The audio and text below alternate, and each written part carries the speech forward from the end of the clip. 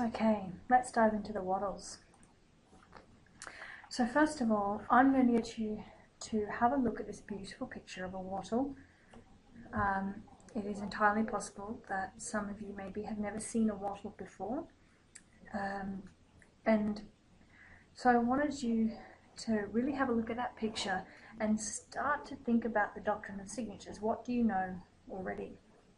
And whilst looking at that picture, I'm just going to tell you a little bit about wattles. So there's basically about 1,350 species, and about 1,000 of them are found uniquely in Australia. They are from the acacia genus, which is the largest genus of vascular plants in Australia. They are this particular wattle is the native floral emblem of Australia. So we hold them in high regard. With Barno, which is the Living Essence range, they look at sets of plant species, and they believe that the wattles promote clarity, greater awareness and responsibility. They may assist to provide one's life's habits, predicaments from a fresh, broader perspective, and they may enable the user to look at their past and present situations and habits from a different point of view and take actions to change it. So there's a wisdom aspect associated with wattles from the Living Essence range. There's a real focus on wisdom, and that's not the same with each essence set. As we go through, we'll find that out. So this is just an overview of what we're going to be looking at. In the Australite remedies, there's actually 5 wattles: black wattle and a few others. Queensland silver wattle, which is the same as silver wattle in the Spirit of Woman essences. This is an overview of what they're used for, which will hopefully help you in study.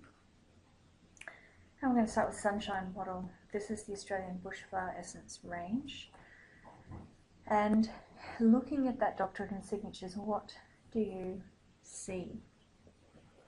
What really stands out? For me, it looks like little puffballs of joy. It looks like little rays of sunshine, and it's really amplified by that beautiful golden hue around the outside, like the stamens, the pollen on the stamens at the end. They look like they're not on fire, but like a bright, shining light. And this is the flower of optimism and hope. So it's almost like the light at the end of a tunnel. Hopefully not a train tunnel that you're stuck on, but the light at the end of the tunnel. A sense of hope renewed. And the negative indications are for when people are stuck in the past, but it's not like honeysuckle in the beach flowers where they're stuck and they love the past, rose-coloured glasses, kind of wonderful, the past was where it was at. This is more some sort of trauma or tragedy has happened in the past, and they're just kind of holding on to that, and there's not much point in expecting a good future because this is where everything is stuck. You know, I've never been well since. And so there's a heaviness and a hopelessness. And Sunshine Wattle is just, to me, it's like hope in a bottle. It's the optimism that's required to move people out of that situation. And in some ways that looks like the doctrine of signatures. The next is the Living Essence range. This is wattle, or summer-scented wattle, depending on, it's under the book as wattle. And wattle is known as worldly wise. So there's a wisdom aspect to this. It's when people become alert to all aspects of a situation and are prepared to take them all into account. They take responsibility for the decisions that they make. They don't leap into things with naivety or deliberately putting themselves in danger. And so there is self-responsibility with this essence, and to have a grounded wisdom.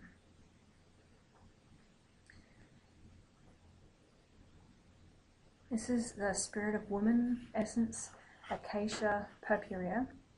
And if you look at the leaves, they're quite unique. Purpurea kind of gives it away, looking for something perhaps a bit purple. And what you see in those leaves, the new leaves, is almost like the plant has its own aura. It has little rays that go out of those leaves. And that doctrine of signatures is carried through to what it's used for in the Spirit of Woman essence, which is for oversensitivity or a weak aura. So a sense of being, when things are happening externally, they're really strongly impacting you. And people notice this when their energy levels are down, that all of a sudden it feels like the world is creeping in on them and kind of crushing them. There may be fear of psychic attack or fear of getting too close to someone, in that they may kind of attach themselves to them and drain them of life energy. It's kind of a feeling of being not safe in your skin, and an anxiety which can come with that. And so this is all about strengthening the aura and strengthening one's boundaries. And it's also been used for mother-child bonding issues with Black Nightshade, which is another Spirit of Woman essence. Another one from Spirit of Woman is a silver wattle. As I said, there is the same flower in the Australite essences, the exact same plant, used for something slightly different, which we'll talk about later. But this one is similar in a lot of ways to the bush flower essence for wattle, which is lack of hope. The sense of hopelessness, the sense of dark depression, the sense of not seeing the light. So this is all about restoring hope and optimism.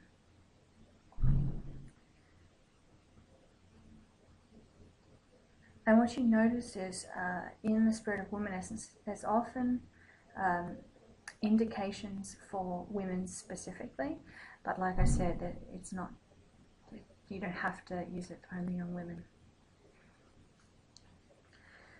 So, now that we've studied briefly the wattles, let's look at the similarities and differences. So the first one that is kind of easy to note is the hopelessness and the bringing of hope and joy, the light at the end of the tunnel.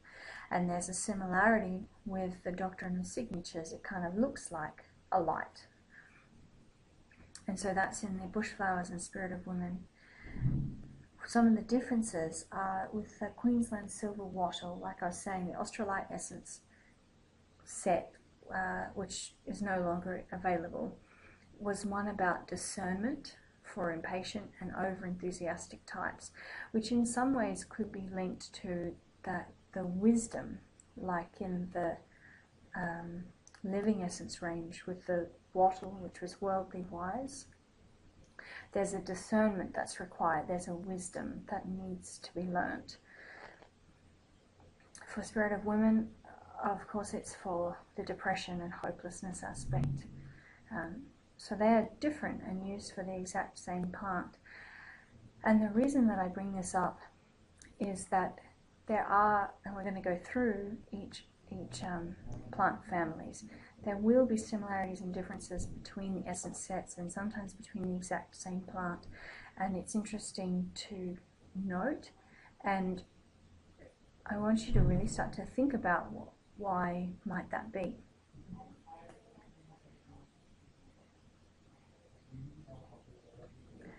So Barno believes that the colour yellow to gold is symbolic of brightness, enlivening, positive, carefreeness.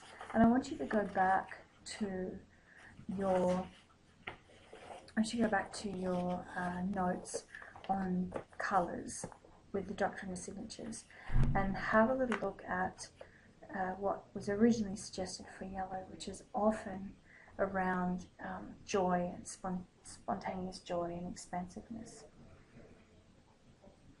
Also, just looking at wattles or imagining in your head a wattle that perhaps you really love, when they flower, particularly in the Australian bush, which can sometimes be quite a monotone colour in a lot of ways, then all of a sudden, particularly in winter, you get these beautiful bright yellow oftentimes, or bright white flowers that just look like little balls of puff, and to me, absolute joy. What are some of the feelings that you get when you see a wattle? For example, you're just driving by, or perhaps you're on a beautiful bushwalk. What are the feelings that you get from wattle? What do you associate when you see them? Because that's important. Also, look at those stamens on this particular picture. It's like they're kind of expanding in all directions. So if we're looking at the doctrine of signatures, the energy is quite expansive with this one. And some people liken it to rays of sunshine or rays of light, which would be perhaps the hope and hopelessness kind of correlation. And others think of it as like little fireworks. They've just exploded into the sky. And that may be the celebration or the spontaneous joy that is found sometimes with wattle. So just have a think about the doctrine of signatures with wattle, what those essences were for, how they're similar, how they're different.